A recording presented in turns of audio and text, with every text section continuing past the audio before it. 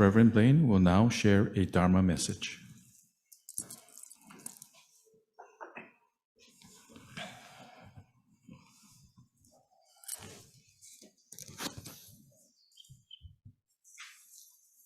Good morning, everybody, and aloha. Thank you for taking time to join us at this Hatsubon observance. As you remember your loved one today, reflect on how your journey has been since their birth in the Pure Land. May the Buddha's light of all-inclusive wisdom and all-embracing compassion give you comfort and peace.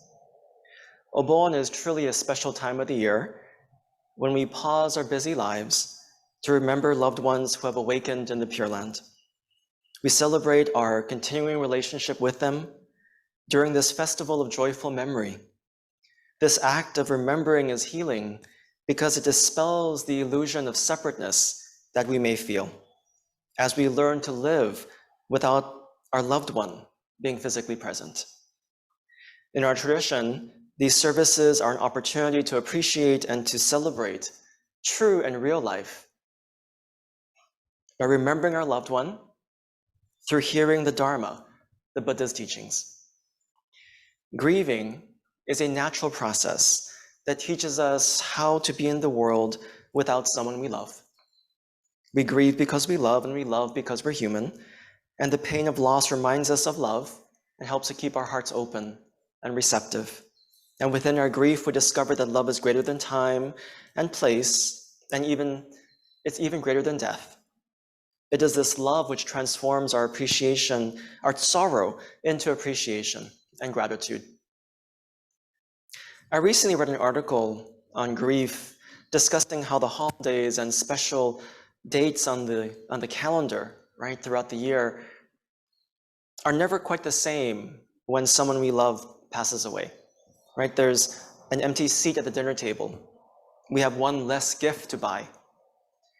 These can serve as reminders of how our lives have been changed. However, these moments can also be extremely healing times for us because we can connect and share in our collective grief. And we know that we're not alone. Buddhist author Mark Madosek shares about the importance of grieving. He says, grief may be the greatest healing experience of a lifetime. Grief is unpredictable, uncontrollable. There are no shortcuts around grief. The only way is right through the middle. Some say time heals, but that's a half-truth. Time alone doesn't heal. Time and attention heals. The rituals of grief, from the bedside service to the funeral service, to the yearly memorial services, to this Hatsubon service, are intentional moments in time that help us to process the loss of someone we love.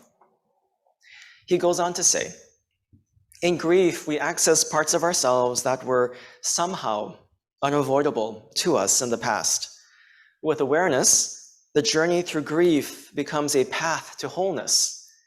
Grief can lead us to a profound understanding that reaches beyond our individual loss.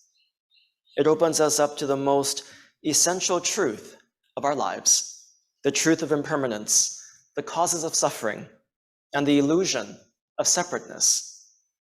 When we meet these experiences with mercy and awareness, we begin to appreciate that we are more than the grief. We are what the grief is moving through.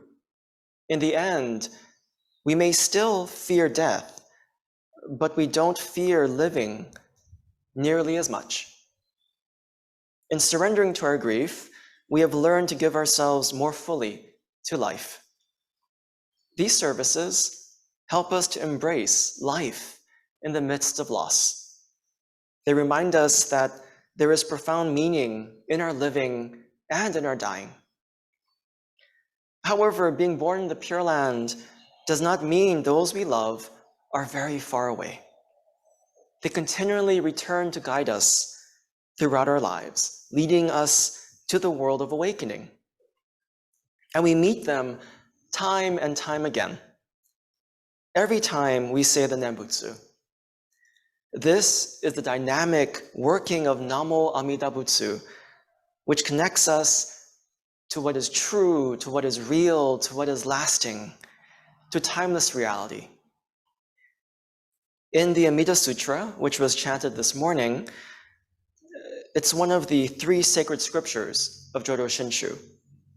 We find the phrase, Kue Issho. These beautiful words describe how we will all meet together in one place.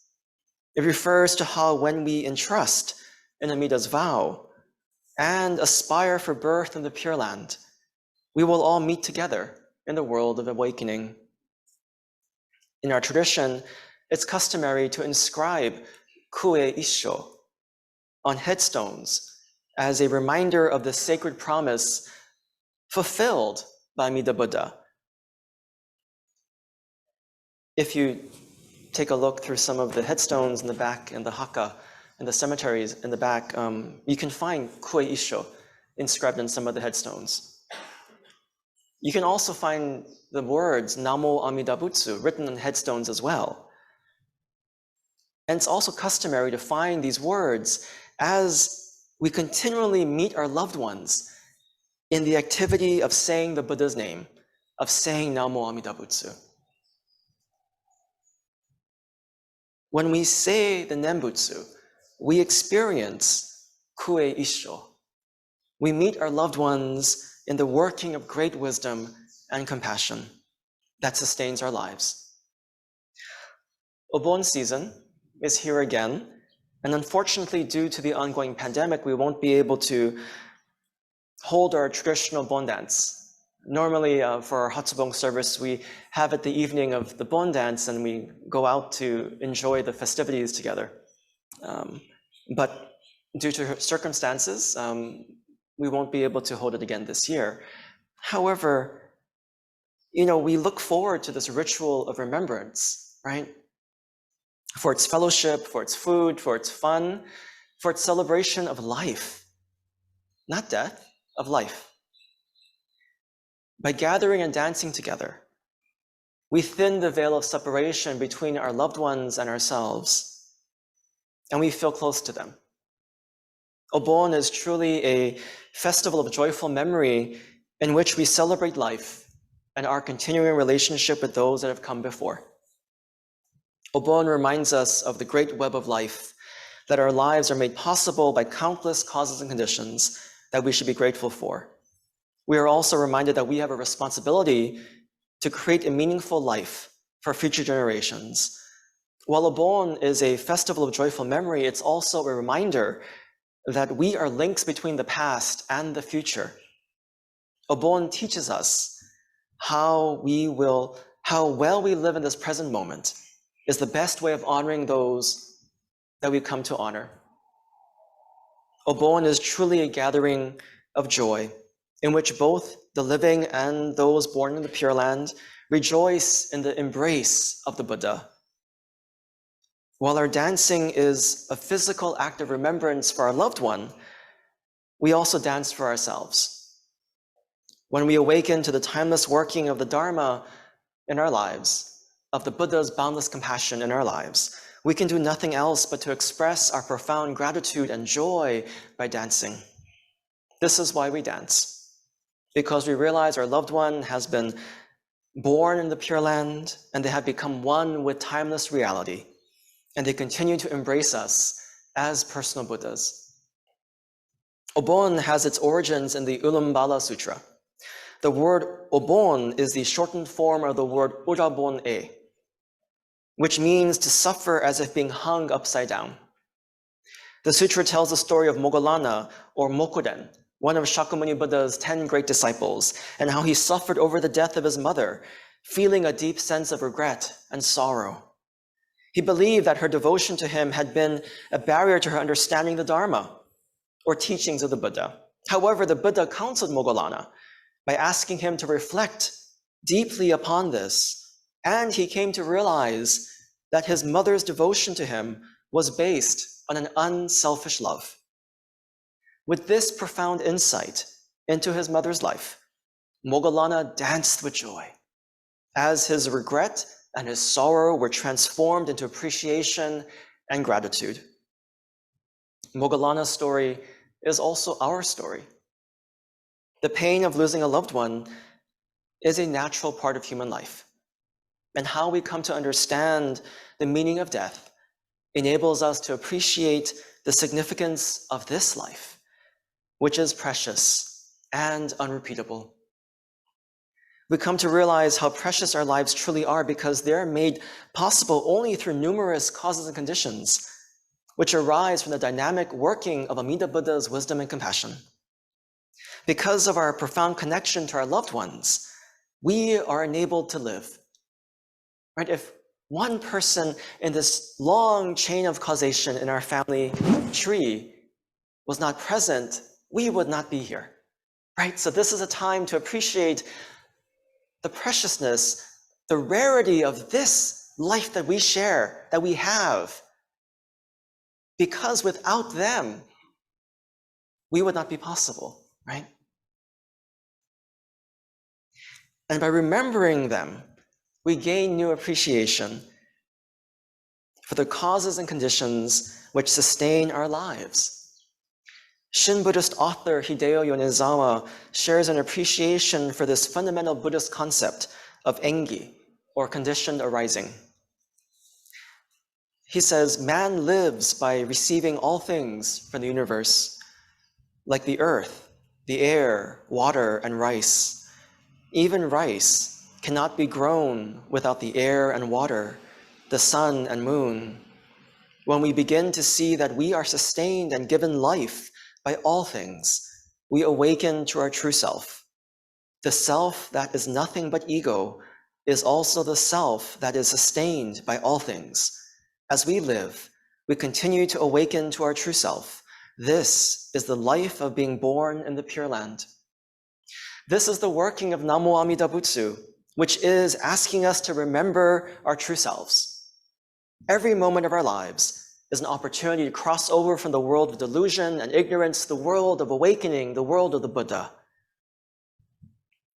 The wish of all enlightened beings is for us to realize the wonder and the joy of living in this present moment. This includes our loved ones who have attained awakening in the Pure Land and who have become one with dynamic activity of Amida's light, which embraces us. They live within Namo Amida Butsu, which is ever present in our lives. Every Obon, I remember my grandparents, Hatsuyo and Yasuo Higa, and reflect on how they continue to enrich my life. This year, however, is special because our family recently sold their home. I know many people have had this similar experience of letting go of some place that was so meaningful, so special. Right?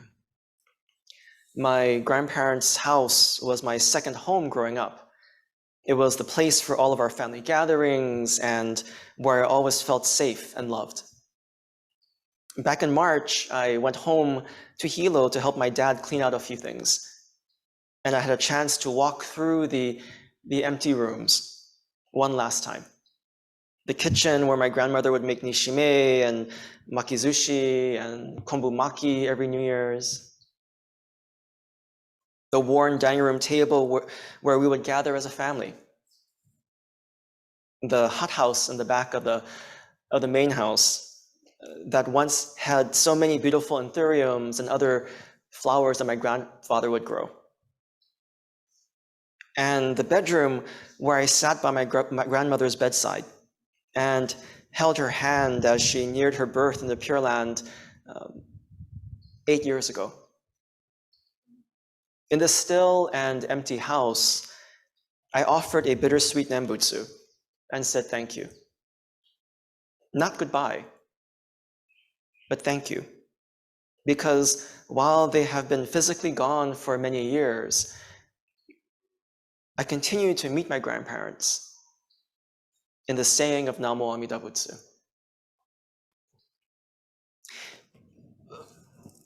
My grandmother, Hatsuyo Higa, was born here in Honolulu. and then eventually she moved over to Hilo to marry my grandfather and then raise her family there. And so when my grandmother passed, I was able to fly home. I was living in Honolulu at the time, and I was able to fly home and to be with her, and to sit with her, and to just thank her for her love, thank her for her presence in my life. And I was able to be with her both as a grandson, but also as a minister. And when she passed and we had the funeral and I had to offer the eulogy, as there's always one in the family that's always asked to, right? You do it, yeah. But it was an honor to be able to honor her in that way. But it wasn't until her Hatsubon, right? It wasn't until that moment, months later, after her passing, after the funeral, after life had quieted down, right? After the routine, and when someone passes, that there's this hubbub of activity and you're planning and doing everything, and then there's just nothing, right? And the house is quiet, and you have a chance to think and to reflect and to be able to be present. And it wasn't until the Hatsubon service that I finally was able to kind of just let go and finally be able to kind of be at peace, right, with that loss, right? But also to find joy in those memories, to find joy in my relationship with her, right?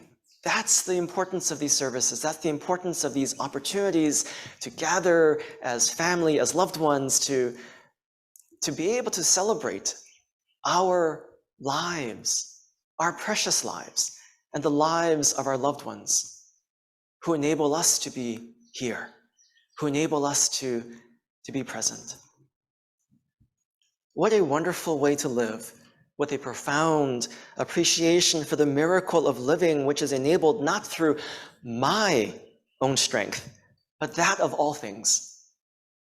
Reverend Shin-e Takamatsu shares, "My life is not a mere point that exists someplace.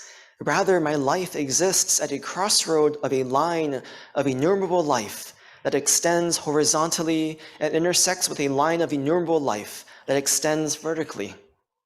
I have received a truly precious life." Obon is a celebration of our interdependent and interconnected lives through remembering our loved ones. The beautiful lanterns that we set up each year gently illuminates our journey of memory and connection. Let's take comfort and find new meaning in this ancient festival of grateful remembrance. So while we cannot dance again this year, we can all reflect on the ways our departed loved ones continue to enrich and influence our lives. This is the true spirit of Obon that we can experience and celebrate throughout the year. Please join me in Gassho, and let's recite the Buddha's honored name in gratitude, joy, and awareness for the enlightenment in the life to come. In trusting in the Buddha of all-inclusive wisdom and all-embracing compassion, Namo Amida Butsu, Namo Amida Butsu, Namo Amida Butsu, Namanda Butsu, Namanda Butsu, Namanda Butsu, Namanda Butsu. Mahalo.